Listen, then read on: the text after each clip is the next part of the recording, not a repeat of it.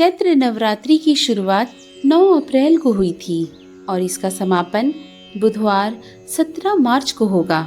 चैत्र नवरात्रि का 9वां और आखिरी दिन माँ दुर्गा की 9वीं शक्ति माँ सिद्धिदात्री की पूजा उपासना के लिए समर्पित होता है। साथ ही नवरात्रि में महानवमी के दिन को बहुत महत्वपूर्ण माना गया है। नवरात्रि के पहले दिन माँ शैलपुत्री, दूसरे दिन माँ ब्रह्मचारिणी, तीसरे दिन माँ चंद्रघंटा, चौथे दिन माँ कुष्मुंडा, पांचवें दिन माँ स्कंद माता, छठे दिन माँ कात्यायनी, सातवें दिन माँ कालरात्रि और आठवें दिन माँ महागौरी की पूजा की गई। अब नवरात्रि के अंतिम दिन महानवमी को माँ दुर्गा की 9वीं शक्ति माँ सिद्धिदात्री की पूजा की जाएगी। माँ सिद्धिदात्री की पूजा अर्चना से सभी तरह की सिद्धियां प्राप्त होती हैं और लौकिक परलौकिक सभी तरह की मनोकामनाएं पूर्ण होती हैं। माँ सिद्धिदात्री का रूप अत्यंत ही दिव्य है। माँ का वाहन सिंह है और यह कमल पर भी आसीन होती हैं। इनकी 4 भुजाएं हैं। दाहिनी ओर के नीचे वाले हाथ में चक्र, ऊपर वाले हाथ में गदा और बाईं ओर के नीचे वाले हाथ में शंख और ऊपर वाले हाथ में कमल का पुष्प है। माँ सिद्धिदात्री को देवी सरस्वती का भी स्वरूप माना गया है। इन्हें बैगनी रंग अति प्रिय है।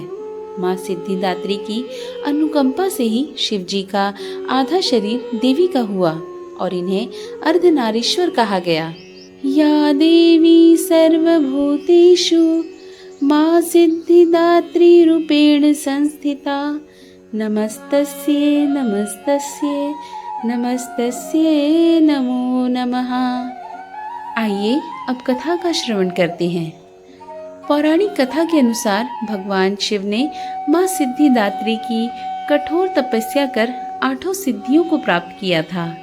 माँ सिद्धिदात्री की अनुकंपा से ही भगवान शिव का आधा शरीर देवी का हो गया और वह अर्धनारीश्वर कहलाए।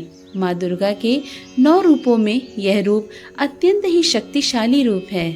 कहा जाता है कि माँ दुर्गा का यह रूप सभी देवी देवताओं के तेज से प्रकट हुआ है। कथा में वर्णन है कि जब दैत्य महिषासुर के अत्याचारों से परेशान होकर सभी देवतागण भगवान शिव और भगवान विष्णु के पास पहुँचे, तब वहाँ मौजूद सभी देवतागण से एक तेज उत्पन्न हुआ और उसी तेज से एक दिव्य शक्ति का निर्माण हुआ, जिसे माँ सिद्धिदात्री कहा जाता है, जिन्होंने कई वर्षों तक महिषासुर के साथ युद्ध किया और अंत में महिषासुर का वध करके तीनों लोगों को उसके अत्याचारों से मुक्ति दिलाई। एक अन्य कथा ब्रह्मा जी ने बृहस्पति जी को सुनाई। आइए उसका भी श्रवण करते हैं। ब्रह्मा जी कहते हैं, हे बृहस्पति, जिसने पहले इस व्रत को किया है उसका पवित्र इतिहास मैं तुम्हें सुनाता हूँ। ब्रह्मा जी बोले, पीठत नाम के मनोहर नगर में एक अनाथ नाम का ब्राह्मण रहता था। वह माँ भगवती का भक्त था। उसके संपूर्ण सद्गुणों से युक्त मानो ब्रह्मा के नाम वाली सुमति नाम की एक अत्यंत सुंदर पुत्री उत्पन्न हुई। उसका पिता प्रतिदिन दुर्गा की पूजा और होम करता था। उस समय वह भी नियम से वहां उपस्थित होती थी। एक दिन वह सुमति अपनी सखियों के साथ खेलने लग गई और भगवती के पूजन में उपस्थित नहीं हुई। उसके पिता को पुत्री की ऐसी असावधानी पर क्रोध आ गया और पुत्री से कहने लगा कि हे दुष्ट पुत्री, आज प्रभात से तुमने भगवती का पूजन नहीं किया। इस कारण मैं किसी कुष्टी और दरिद्र मनुष्य के साथ तेरा विवाह करूंगा।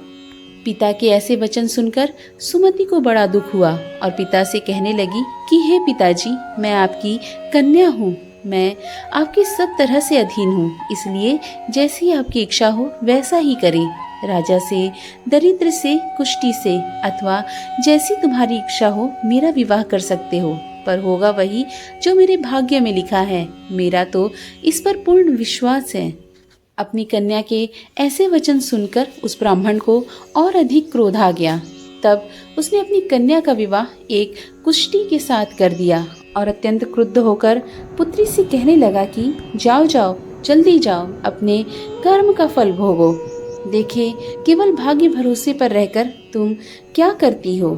पिता के ऐसे कटु वचनों को सुन सुमति मन में विचार करने लगी। ओह, मेरा बड़ा दुर्भाग्य है जिससे मुझे ऐसा पति मिला। इस तरह अपने दुख का विचार करती हुई वह कन्या अपने पति के साथ वन में चली गई और डरावनी कुशा युक्त उस निर्जन वन में उन्होंने वह रात बड़े कष्ट के साथ व्यतीत की। उस गरीब बालिका की ऐसी दशा देख देवी भगवती ने पूर्व पुण्य के प्रभाव से प्रकट हो सुमति से कहा, हे दीन ब्राह्मणी, मैं तुझसे प्रसन्न हूँ। तुम जो चाहो सो वरदान मांग सकती हो।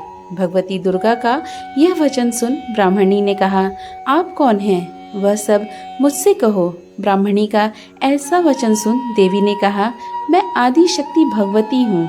प्रसन्न होने पर मैं प्राणियों का दुख दूर कर उनको सुख प्रदान करती हूँ। हे ब्राह्मणी, मैं तुझ पर तेरे पूर्व जन्म के पुण्य के प्रभाव से प्रसन्न हूँ। तुम्हारे पूर्व जन्म का वृत्तांत सुनाती हूँ, उसे सुनो। तू पूर्व जन्म में निषाद की स्त्री थी और अति पतिव्रता थी। एक दिन तेरे पति निषाद ने चोरी की। चोरी करने के कारण तुम दोनों को सिपाहियों ने पकड़ लिया और ले जाकर जेल खाने में बंद कर दिया। उन लोगों ने तुझको और तेरे पति को भोजन नहीं दिया। इस प्रकार नवरात्र के दिनों में तुमने न तो कुछ खाया और न ही जल पिया। इस प्रकार 9 दिन तक नवरात्र का व्रत हो गया। हे ब्राह्मणी, उन दिनों में जो व्रत हुआ, इस व्रत के प्रभाव से प्रसन्न होकर मैं तुझे मनोवांछित वर देना चाहती हूँ। तुम्हारी जो इच्छा है सो मांग लो। तब इस प्रकार दुर्गा के वचन सुन ब्राह्मणी बोली, अगर आप मुझ पर प्रसन्न हैं तो हे दुर्गे, मैं आपको प्रणाम करती हूँ। कृपा करके मेरे पति का कोढ़ दूर करो। देवी ने कहा, उन दिनों तुमने जो व्रत किया था उस व्रत का 1 दिन का पुण्य पति का कोढ़ दूर करने के लिए अर्पण करो। उस पुण्य के प्रभाव से तेरा पति कोढ़ से मुक्त हो जाएगा। ब्रह्मा जी बोले, इस प्रकार देवी के वचन सुन वह ब्राह्मणी बहुत प्रसन्न हुई और पति को निरोग करने की इच्छा से जब उसने तथास्तु ऐसा वचन कहा, तब उसके पति का शरीर भगवती दुर्गा की कृपा से कुष्ठ रोग से रहित हो अति कांतिमय हो गया। वह ब्राह्मणी पति की मनोहर देह को देख देवी की स्तुति करने लगी। हे दुर्गे, आप दुर्गति को दूर करने वाली, तीनों लोकों का संताप हरने वाली, समस्त दुखों को दूर करने वाली, रोगी मनुष्यों को निरोग करने वाली, प्रसन्न हो मनवांछित फल देने वाली और दुष्टों का विनाश करने वाली जगत की माता हो। हे अम्बे, मुझ निरपराध अबला को मेरे पिता ने कुष्ठी मनुष्य के साथ विवाह कर घर से निकाल दिया। पिता से तिरस्कृत निर्जन वन में विचर रही हूँ। आपने मेरा इस विपदा से उद्धार किया है। हे देवी, आपको प्रणाम करती हूँ, मेरी रक्षा करो। ब्रह्मा जी बोले, हे बृहस्पति, उस ब्राह्मणी की ऐसी स्तुति सुन देवी बेहद प्रसन्न हुई और ब्राह्मणी से कहा, हे ब्राह्मणी, तेरे उदालय नामक अति बुद्धिमान, धनवान, कीर्तिवान और जितेंद्रिय पुत्र शीघ्र उत्पन्न होगा।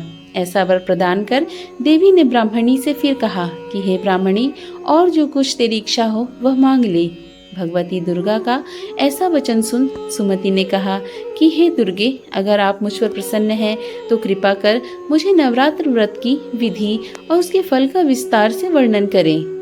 इस प्रकार ब्राह्मणी के वचन सुन दुर्गा ने कहा, हे ब्राह्मणी, मैं तुम्हें संपूर्ण पापों को दूर करने वाले नवरात्र व्रत की विधि बतलाती हूँ, जिसको सुनने से मोक्ष की प्राप्ति होती है। अश्विन मास के शुक्ल पक्ष की प्रतिपदा से लेकर 9 दिन तक विधि पूर्वक व्रत करें। यदि दिन भर का व्रत ना कर सके तो एक समय भोजन करें। विद्वान ब्राह्मणों से पूछकर घट स्थापना करें और वाटिका बनाकर उसको प्रतिदिन जल से सींचें। महाकाली, महालक्ष्मी और महासरस्वती देवी की मूर्ति स्थापित कर उनकी नित्य विधि सहित पूजा करें और पुष्पों से विधि पूर्वक अर्घ्य दें। बिजौरा के फल से अर्घ्य देने से रूप की प्राप्ति होती है। जायफल से अर्घ्य देने से कीर्ति, दाख से अर्घ्य देने से कार्य की सिद्धि होती है। आंवले से अर्घ्य देने से सुख की प्राप्ति और केले से अर्घ्य देने से आभूषणों की प्राप्ति होती है। इस प्रकार पुष्पों और फूलों से अर्घ्य देकर व्रत समाप्त होने पर 90 दिन यथाविधि हवन करें। खांड, घी, गेहूं, शहद, जौ, तिल, बिल्वा, नारियल, दाख और कदम्ब आदि से हवन करें। गेहूं के होम करने से लक्ष्मी की प्राप्ति होती है। खीर एवं चंपा के पुष्पों से धन की और बेलपत्तों से तेज व सुख की प्राप्ति होती है। आंवले से कीर्ति की और केले से पुत्र की, कमल से राज सम्मान की और दाखों से संपदा की प्राप्ति होती है। खांड, घी, नारियल, शहद, जौ और तिल तथा फलों से होम करने से मनोवांक्षित वस्तु की प्राप्ति होती है। व्रत करने वाला मनुष्य इस विधि विधान से होम कर आचार्य को अत्यंत नम्रता के साथ प्रणाम करे और यज्ञ की सिद्धि के लिए उसे दक्षिणा दे। इस प्रकार बताई हुई विधि के अनुसार जो व्यक्ति व्रत करता है उसके सब मनोरथ सिद्ध होते हैं, इसमें तनिक भी संदेह नहीं। इन 9 दिनों में जो कुछ भी दान आदि किया जाता है उसका करोड़ों गुना फल मिलता है। इस नवरात्र व्रत करने से अश्वमेघ यज्ञ का फल भी प्राप्त होता है। हे ब्राह्मणी, इस संपूर्ण कामनाओं को पूर्ण करने वाले उत्तम व्रत को तीर्थ, मंदिर अथवा घर में विधि के अनुसार करें। ब्रह्मा जी बोले, हे बृहस्पति, इस प्रकार ब्राह्मणी को व्रत की विधि और फल बताकर देवी अंतर ध्यान हो गई।